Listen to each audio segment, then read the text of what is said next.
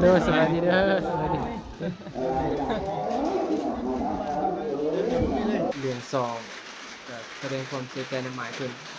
ซองไอ้เตียงหั่นมันปิดโฆษณาเป็นที่เรียบร้อยบ่สามารถสร้างรายได้เนาะพี่น้องเนาะ2015นี่พี่น้องรอเกิน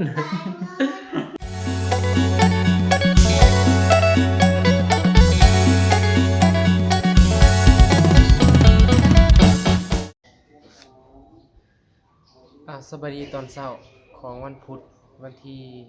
29เป็นมื้อเข้าพรรษาขอให้ทุกคนมีแต่ความสุขกายสุขใจหายเจ็บหายไข้หายโรคหายภัยหายพยาโรคคาทั้งปวงเนาะสัพพทุกข์สัพพโศกสัพพโรคสัพพภัยสัพพเคราะห์เสนียดจังไรให้หายจากจิตจากใจนับใจเวลานี้วินาทีนี้เป็นต้นไปเนาะตราบเท่าเข้าสู่พระนิพพานเบิดสุขสุขคนเนาะการทักทายสวัสดีเนาะพ่อแม่พี่น้องเบิดสุขคนที่อยู่ไกลอยู่ใกล้อยู่ใต้อยู่เหนืออยู่ทางภายในและก็ต่างประเทศพี่น้องเนาะกันยินดีต้อนรับเข้าสู่2จันทพรคือเก่าเด้อพี่น้องเนาะขอบใจทุกคนที่เข้ามาเมตและติดตามเป็นกำลังใจให้บ่าวจันตลอดมาเนาะการมื้อนี้พี่น้องก็เป็นมื้อเข้าพรรษาเอาบุญนำกันเด้อพี่น้องเด้อเนาะก็อยู่พี่คือเก่าพี่น้องเนาะอยู่เซโนกับทีมงานคือเก่าอยู่เพื่อนพักแต่บูซื้อเพราะเมื่อคืนบ่ได้สังเกตกับบ่ได้อ่านเบิ่งเนาะขอโทษขออภัยหลายๆก็ที่จริงแล้วว่าสิกลับแต่มื้อนี้ก็ตัดสินใจได้อยู่แล้วโปร่งใสแล้วจิตใจของเรามันละแล้วมันบ่มีแนวขังคาใจก็อยู่ต่อพี่น้องเอ้ยเนาะก็มาเอาบุญนํกันในมื้อนี้พี่น้องเอ้ยเนาะแต่มื้ออื่นก็ยังสิได้ไปร่วมบุญเป็นพิธีมอบกุฏิบ่หรือว่าจะได้ของไอ้เตียงเพิ่นว่าเนาะเดี๋ยวติดตามไปนำกันแต่ว่าทีมงานเพิ่นออกซื้อเครื่องเด้อพี่น้องเด้อประจันบ่ได้ไปกับบ่เจ็บบ่โกกับไอ้อาโนออกไปซื้อเครื่องเตรียมสินั่นแหละสิใส่ไปงานตักบาตรนั่นแหละพี่น้องเนาะเป็นมื้อเข้าพรรษาเนาะจะได้ให้ทุกคนติดตามไปนำกันเนาะฝากเบิ่งติดตามเนาะนั่นแหละพี่น้องเนาะมีแต่ว่าพอกันพี่น้องอยู่บ้านโคกบ้านไอเตียงทองพี่น้องเนาะเฮาสิไปใส่บาตรอยู่หั่นเรื่องอันนั้นน่ะคันเรื่องแพ้เรื่องอันนี้ข้าวน้ำหมากใหม่หมากอิหยังก็อ้ายเพิ่นว่าเพิ่นสิจัดการให้เรียบร้อยพี่น้องก็ขอบใจไอเตียงเพิ่นเนาะพี่น้องเนาะที่ดูแลพวกเฮาเป็นอย่างดีหั่นแหละตอนรับดีเกินเนาะเนาะกับอาจารย์ก็บ่มีคำสิบรรยายดอกก็ดีทุกอย่างพี่น้องเนาะอ้ายเราเป็นคนที่ว่าให้เกียรติจิตใจดีมีเมตตากรุณานะพี่น้องเนาะกันนั่นแหละพี่น้องก็มีแต่ไปพบปะกันญี่ปุ่นอยู่บ้านไอเตียงเด้อพี่น้องเด้อติดตามไปนำกันพี่น้องเนาะ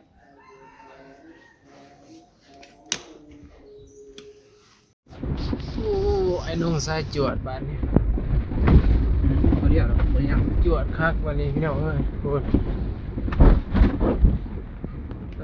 ค่อยๆไปเลยว่ะครับไปเลยลูกพี่อยู่วัดแล้วจงห้องอายนะโอ้ไปทางไหนกัน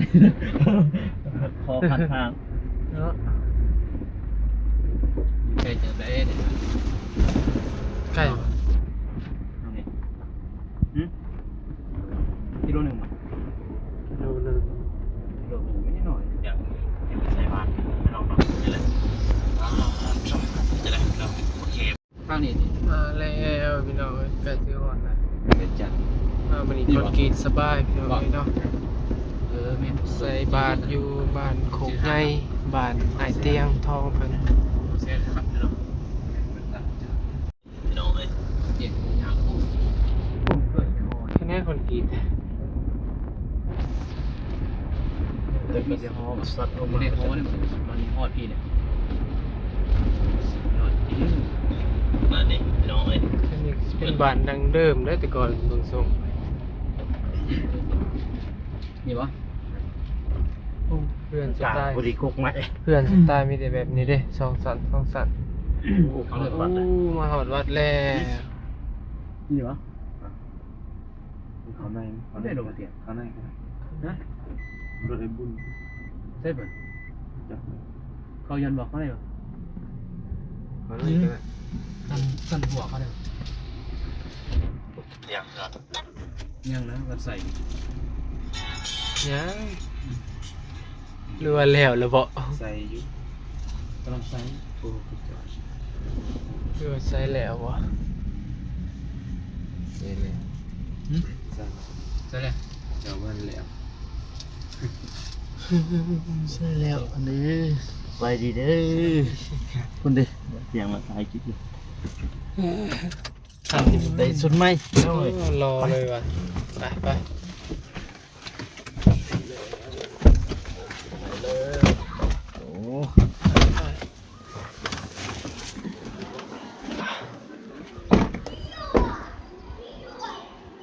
โอ้ มาหอดวัดแล้วเอาพี่น้องเนาะก็ถือว่าได้ใส่บาตรเป็นที่เรียบร้อยแล้วใส่หยอดหลังพี่น้องเพราะว่าบ่ทันบรรยากาศก็ประมาณนี้เลยพี่น้องเนาะเลยเด้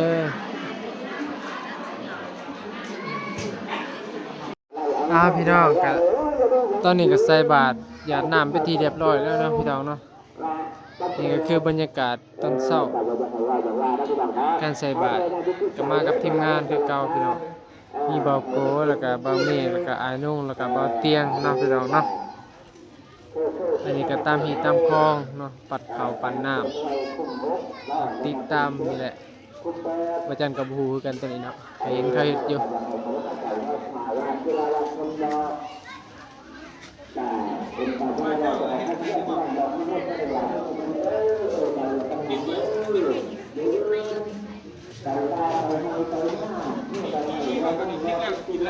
กินแล้วเด้อสวัสดีเด้อสวัสดี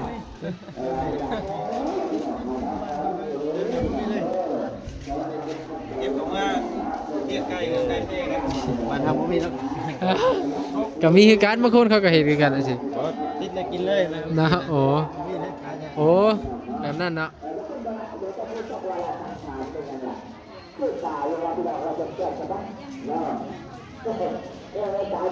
วัสดีเด้อสุดรอ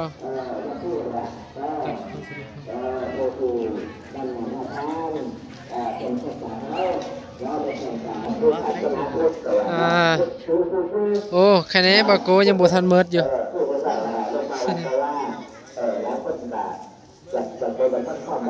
เนาะ ได้หักคุณหาขอได้ผู้ใดเด้อให้ท่านจะมาเอาต่างให้ว่าผู้ใดมาต่าง ใส่บาทแล้วก็สิได้ไปเฮือนไอายเตียงเพิ่นพี่น้องเอ้ย หักคุณหาคอแต่ว่าจะถือสนองอาดาคุณทุกท่านนี้ หลังจากที่ใส่บาทยาน้ำแล้วก็สิได้ย่างนี่แหละ เขาว่าคนที่ ยอดเขาติดเขาแบบนี้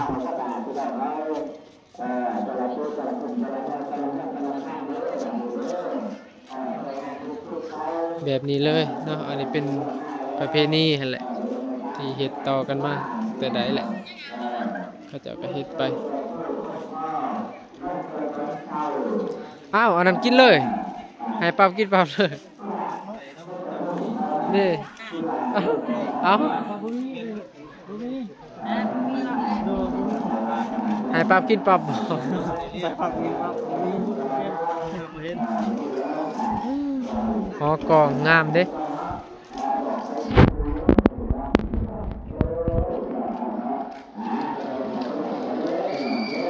บรรยากาศพี่น้องไทยให้ท่านผู้ชมได้เบิ่งนำกันโอ้นี่อันนี้ก็คือวัดเด้อพี่น้องเด้อวัดอยู่บ้านโคกใหญ่เนาะเป็นบ้านไอ้เตียงเองก็คือสิเป็นวัดเก่าวัดแก่พี่น้องเนาะคือไอ้เตียงว่าเรามืนตานี่ขึ้นมากะหูโลดเห็นโลดเนาะอันนี้เป็นไม้เพิ่นบ่ได้บูรณะใหม่เนาะเฮ็ดแต่กุฏิวิหารหอแจกอิหยังต่างๆบ่ได้อันแล้วก็โบสถ์นี่พี่น้องเนาะบ่ได้บูรณะ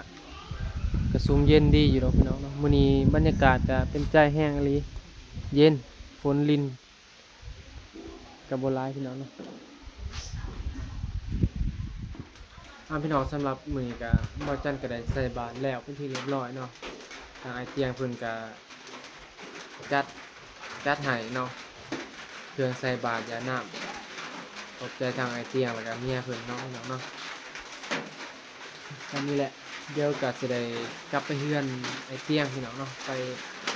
เบิ่งเฮือนเบิ่งซ่านเพิ่นเนาะแล้วก็เรื่องซองก็แสดงความเสียใจในหมายเพิ่นซองไอ้เตียงเพิ่นมันปิดโฆษณาเป็นที่เรียบร้อยบ่สามารถสร้างรายได้เนาะพี่น้องเนาะเสียใจในหมายเพิ่นแล้วก็เป็นกำลังใจให้พี่น้องเนาะสู่ต่อไปคือเก่าพี่น้องบ่จันเองก็จักสิไปมื้อใดคือกัน2นอดก็ได้เนาะเฮ็ดใหม่อาจจะได้ก็ติดตามนำกันพี่น้องเอาพี่น้องนี่เปิดภาพมาก็อยู่บ้านไอ้เตียงพี่น้องเนาะนี่เฮือนเพิ่นเด้อพี่น้องเฮือนทรงดังทรงเดิมพี่น้องนี่ประมาณนี้เลยเฮือนเก่าเฮือนแก่เพิ่นแต่ก่อนเนาะเพิ่นอยู่นี่แต่ว่าย้ายไปอยู่ห้านก็ประมาณ3 ปีเนาะตามที่อ้ายเพิ่นบอกพี่น้องเฮาก็ขี่รถมาพี่เลยคุณทางเข้าบ้านไอ้เตียงนี่ก็ใกล้วัดพี่น้องโอ้สะดวกสบายอยากไปนั่งสมาธิอยู่วัดก็ได้พี่น้องนี่เป็นสานบ้านซองอายเพิ่นผู้ใดที่บ่เคยเห็นเนาะพี่น้องเนาะนี่งามบ่แต่เป็นทรงไม้เนาะทรงเก่าเป็นเฮือนแบบลักษณะดังเดิมแล้วเฮามารีโนเวทปรับแต่งใหม่พี่น้องเนาะประมาณนี้เลยเพื่อนอายเพิ่นนี่ทางในก็ไปเบิ่งซองอ้ายนงพุ่นเด้อพี่น้องเนาะเพิ่นถ่ายในบ่จันก็สิคร่าวๆถ่ายคร่าวๆนี่คือเบื้องนอกก็ประมาณ10ปลายหรือว่าประมาณ10 เมตรแต่นี่ไปหรือว่า13 15ประมาณนี้แหละพี่น้องเนาะก็ใหญ่เติบกว้างใหญ่ให้แหละพี่น้องเนาะแต่ว่าบ่มีพายุ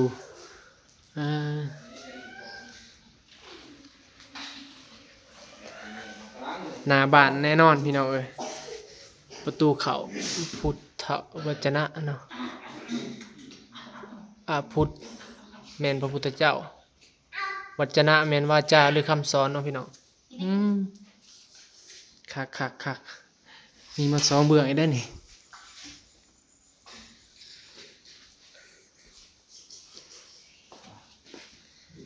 สบายดี สวัสดี มาเยี่ยมเพื่อนซาน เหมือนเพื่อนกับเพื่อนห้าง มีพายุบ่ได้ห่างได้อนี่ มันยังเอี่ยมอยู่เด้อนี่เด้อ ทำไมกี่ก็ตัวสมีก็ตัว ถามทำไมมาอยู่เลยวะ ย่านบ่คันมาอยู่ กลางเว้นอีกอารมณ์หนึ่งนะ แต่คันเฮาบ่เป็นหยังได แต่ครั้งผมมี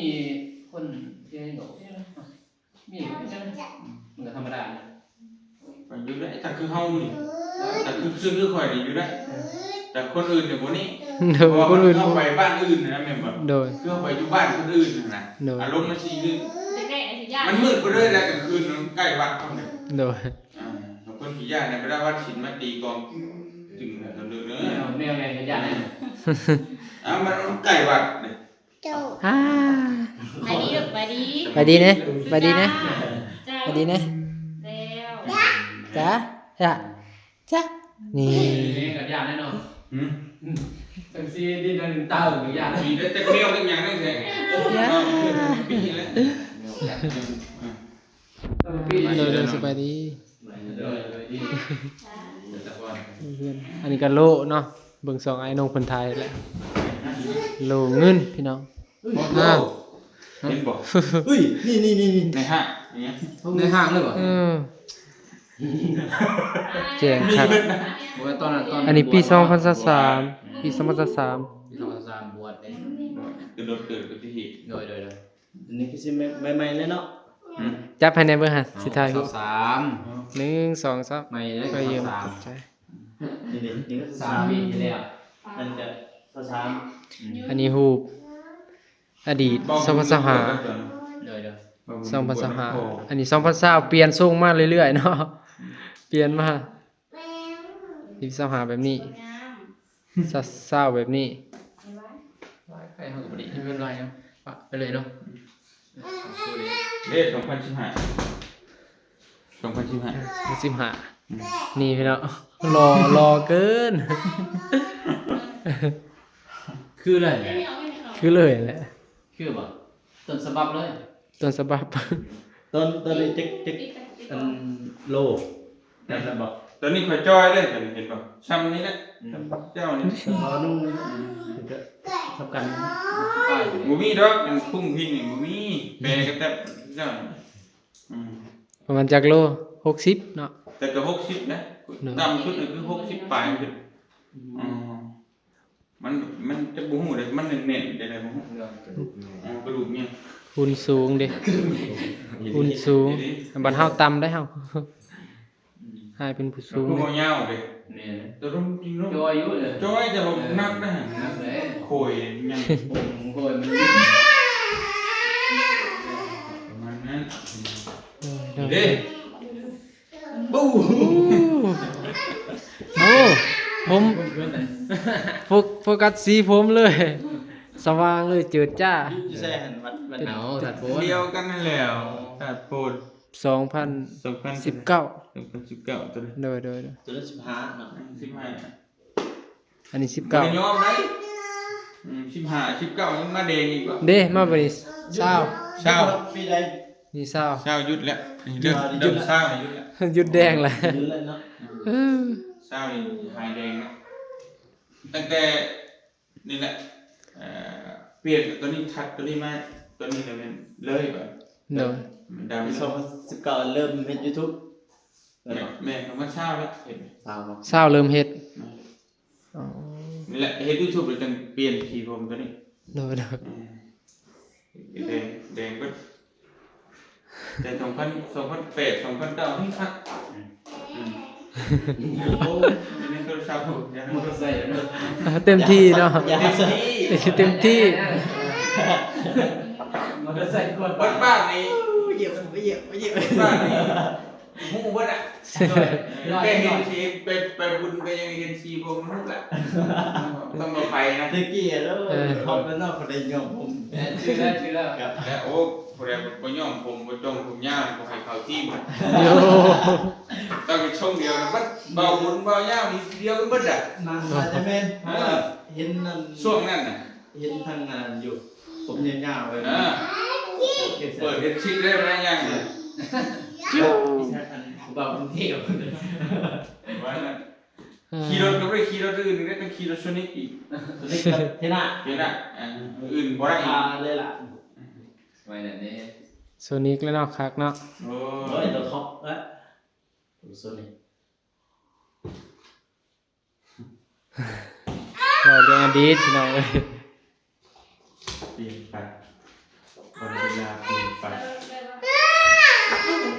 นี่ เด้มีลูกแล้วตัวยังนั่นแหละเบิดแล้วสภาพครับจะส่ง ทั้งสอง มันสบาย สภาพแล้วผมแดงมีแล้ว บุเบแล้ว มีแล้ว เริ่มมีเนื้อมีมันขึ้นมา ไม่ผมขาวอ่ะจาก มันเฮาบ่แม่นวัยรุ่นได้เฮากับประชาชนครับได้บ่ได้แต่งตัวแต่งหยังกับประชาชนเลยมีลูกมีเต้าเลยเนี่ยตะกี้โอ้บ่ได้เลยผมไปเฮ็ดงานอยู่กรุงเทพเพิ่นให้ตัดผมสั้นนี่ออกวะลาออกเลย ไปตะกี้แกผมยาวกันเนี่ยมัด เจ้ให้ตัดผมสั้นเลยไปเป็นเด็กเสิร์ฟครับลูกค้าแต่คนเดียวมันบ่งามเลยบ่งามฉะนั้นผมขอลาออกอ่ะอ้าวเราตกใจแล้วกันทำไมลาออกกันเรา เล่าอีหลีบัดนี้ ออกรีบไปเอ้ย สุดท้ายย้อน เราบอกว่าเขาท่านจะบ่ตัดก็ได้แต่เราบ่ก็ได้บ่ได้ออกเลย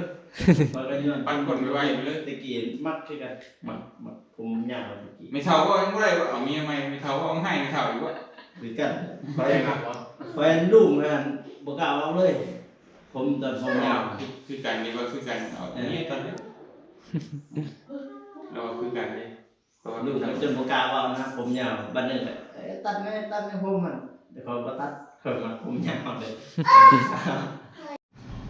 พี่น้องเอ้ยตอนนี้ก็ได้ออกจากเฮือนบ่าวเตียงเนาะหลังจากที่ใส่บาตรแล้ว จะเดินทางพุ่นแหละไปเฮือนเบาจันทร์ Channel พี่น้องเนาะบ่แม่นจันทพรแบงเบาเด้อไปลินเฮือนเพิ่นเนาะเพิ่นบอกไปหน่อยนึงเนาะ โดย เนี่ยก็สิมุ่งหน้าไปทางนั้นแหละหลังจากนั้นสิไปไสก็ตามไอ้เตียงเพิ่นว่าเนาะเอาขอบใจเด้อทุกคนที่เข้ามาเบิ่งแล้วก็ติดตามคอมเมนต์เนาะเป็นกำลังใจให้อาจารย์ตลอดมาก็ขอให้ทุกคนสมหวังทุกอย่างมีแต่ความสุขหลุดพ้นจากความทุกข์นานาประการเนาะสำหรับคลิปนี้บ่าวจันก็สิขอตัวลาไปก่อนพบกันใหม่คลิปหน้าสบายดีเด้อ